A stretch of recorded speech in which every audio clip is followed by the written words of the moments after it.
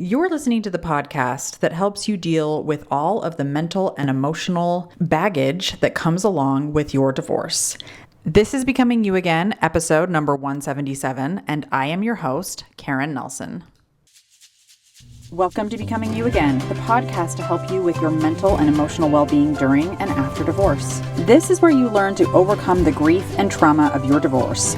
We're going to do that by reconnecting with yourself, creating lasting emotional resilience, and living a truly independent life so that your life can be even better than when you were married. I'm your host, Karen Nelson.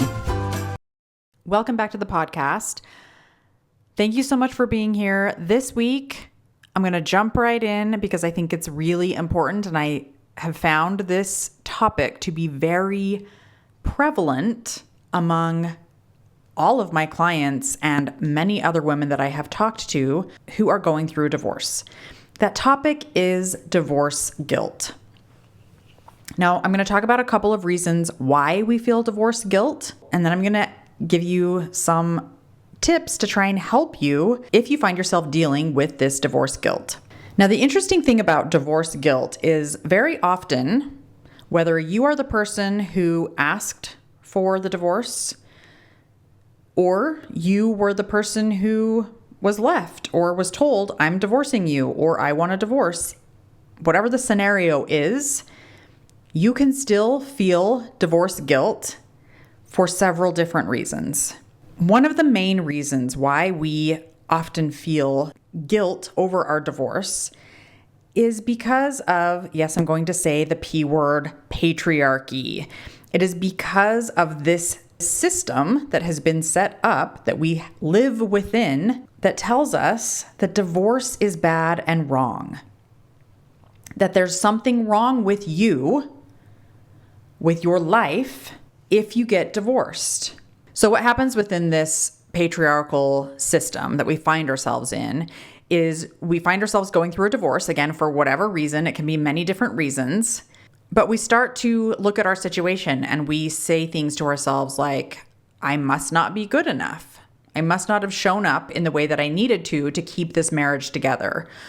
Or to have my husband continue to choose me, or to want to continue to choose my husband, right? Depending on if you asked for the divorce or not. Or you may have a story that goes along with this idea that if you get divorced, you are ruining your family. You are ruining the family unit. You are being selfish, putting your needs or wants first.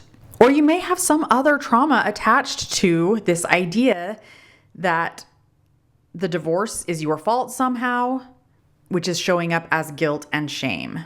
And then society, because we live in this system that we live in, puts kind of this stigma on the idea of divorce, that it's bad, that it's wrong, that you should try harder, you should go to counseling, you should definitely try and figure this out, you should work this out, you should just fall back in love with your partner. All of the things, right? If you're a 40-something, 50-something, 60-something woman, maybe even younger too, right? And you're going through a divorce, there's definitely something wrong with you. You are not going to be as worthy once you are divorced because that marriage gave you your worth.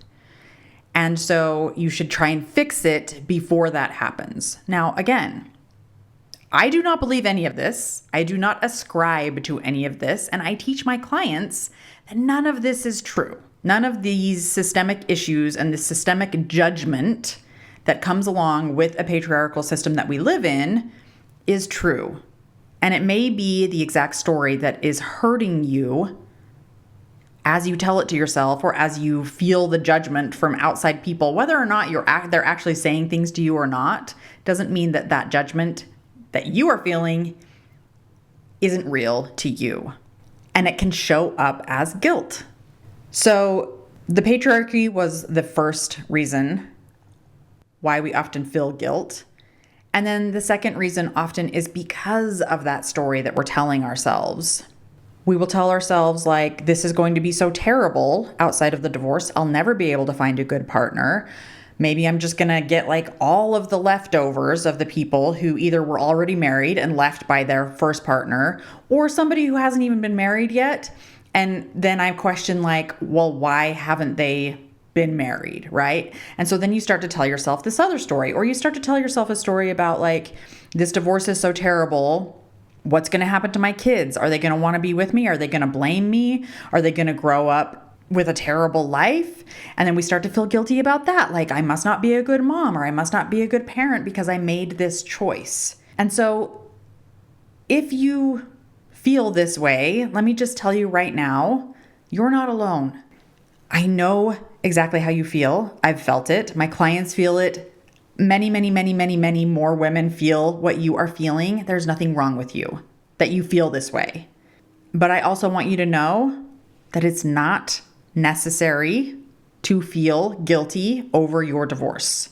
Another story that we sometimes will tell ourselves if we're going through a divorce, and this typically happens with women whose partners are not super great. They've either showed up in some kind of abusive way, whether it be emotional or physical or something else.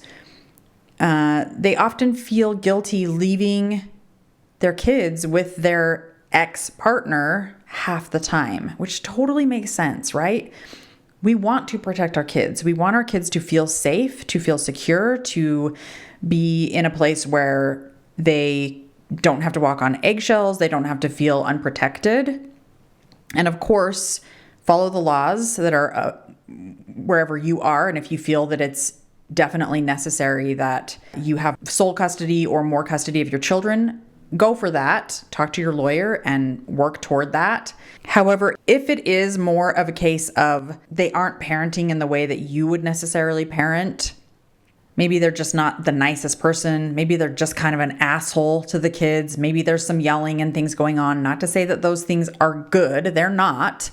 However, there's often a guilty feeling of like, well, I was able to get out of it, but now my kids have to deal with that half of the time when they're not with me. And a mom or a parent can feel guilty about that. And so when I have clients who are struggling with this idea, there's a couple of things that I really like to remind my clients. Number one, you got to take care of you first. You want to make sure that you are mentally and emotionally stable as possible. That means being able to be an emotional adult and understand that you are in charge of your emotions. Your children are not in charge of making you feel a certain way. Your ex-partner is not in charge of making you feel a certain way. That is up to you. So make sure that you are mentally and emotionally as stable as possible, because when you do that for yourself, what that does is it helps you be in a mentally and emotionally stable place for when your kids come back home to you. I also teach my clients how to be able to validate themselves from the inside without needing outside validation, whether they're seeking from their kids, from another partner, from their parents, their family, their job, their coworkers, like whatever, right? We need to be able to create that validation of like, I am good, I am worthy, I am great exactly as I am. And I see that and I feel that, and I don't need anyone from the outside telling me that that's true. I don't need anyone from the outside telling me I'm a good mom, or telling me I'm making the right choice, or telling me I'm doing the thing that needs to be done. We learn self-trust and how to create that validation for ourselves so that when our kids come back to us, we're not seeking that from them. We're not needing them to show up in a certain way. We just get to create an environment of safety, of love, of stability right now when they're with us, so that when they come home, they have a safe place. They have a safe environment. They have a place where they feel like they can be themselves and show up as themselves. And then they also have this example of one parent who has the foundational skills and the emotional capabilities to be an example to their kids on how they can take care of themselves when they're in situations that feel uncomfortable, that they don't like, that they don't enjoy. That's your job, is to be that example to them, to show them how to be with their emotions, to not seek that validation from outside sources, and to create the safety from within rather than needing it to be all around them at all times. So of course you want to protect your kids at all times, but often in divorce, it's not possible. So you want to create the environment where they can feel protected, where they can feel safe, where they can feel loved, And when that little voice inside your head says something like, would it have been better if I had stayed? Should I have done something different? Should I have protected them in some other way? You get to remember that the woulda, coulda, shouldas are not helpful, that you made the choice that you knew was right for you. And now how do I want to show up moving forward? That's how we deal with that guilt when it pops up. We answer it right back. The thing about our brains is our brain likes to lie to us. And I don't think it's doing it on purpose, right? Our brain is trying to protect us in some way. And often it will just tell us whatever it thinks is going to feel protective, is going to feel safe, is going to feel comfortable, is going to feel like something that we've heard before. And so we can believe that. Our brain doesn't like uncertainty.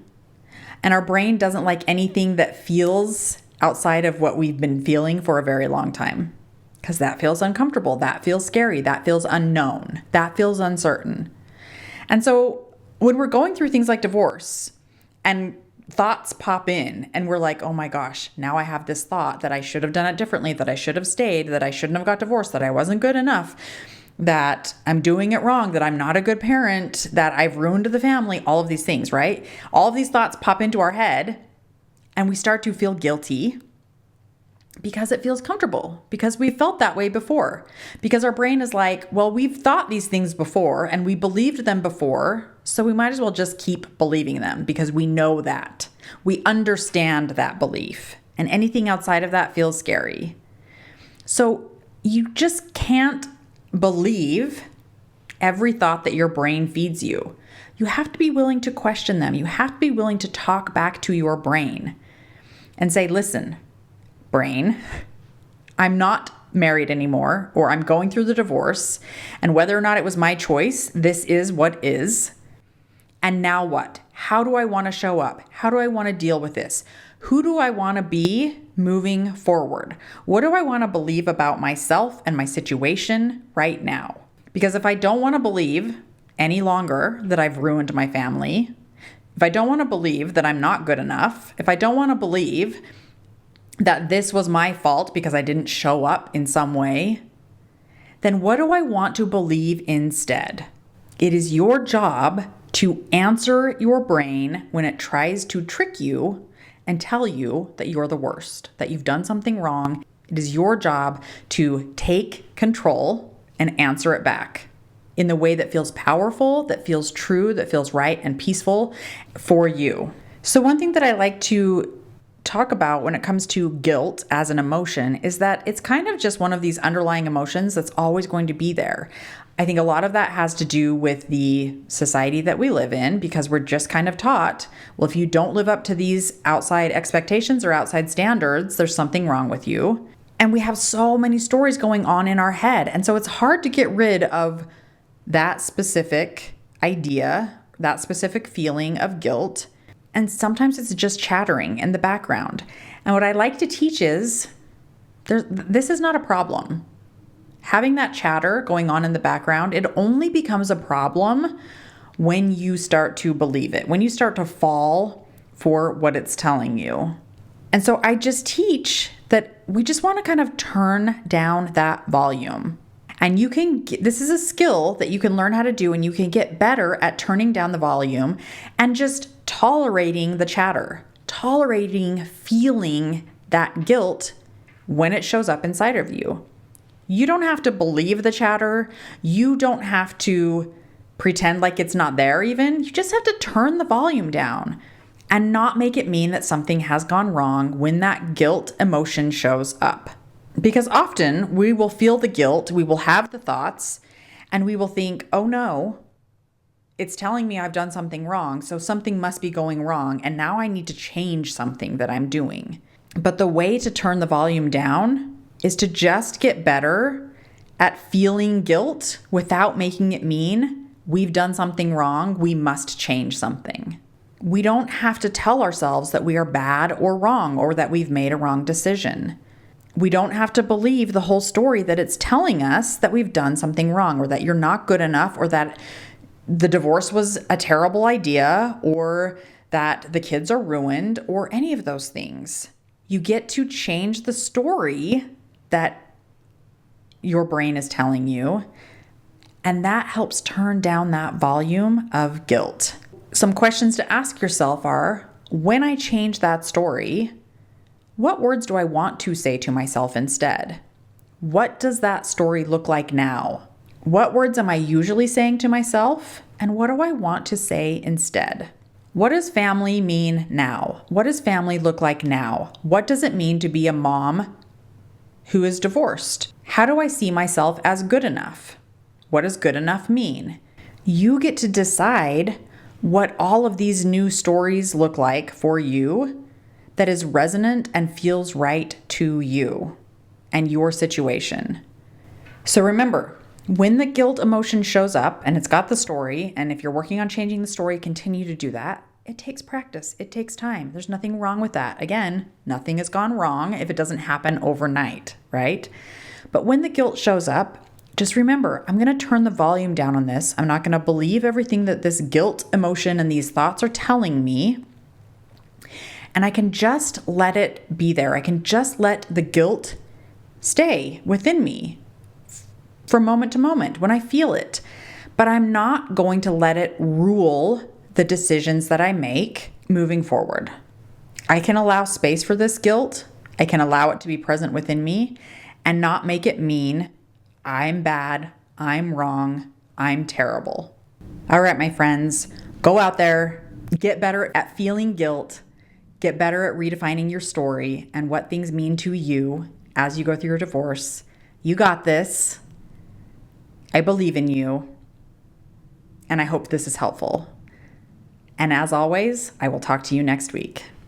Hi, friend. I'm so glad you're here and thanks for listening. I wanted to let you know that if you're wanting more, a way to make deeper, more lasting change, then working one-on-one with me as your coach may be exactly what you need. Together, we'll take everything you're learning in the podcast and implement it in your life with weekly coaching, real-life practice, and practical guidance.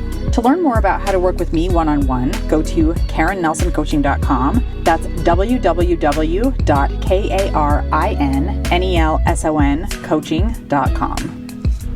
Thanks for listening. If this podcast agreed with you in any way, please take a minute to follow and give me a rating wherever you listen to podcasts. And for more details about how I can help you live an even better life than when you were married, make sure and check out the full show notes by clicking the link in the description.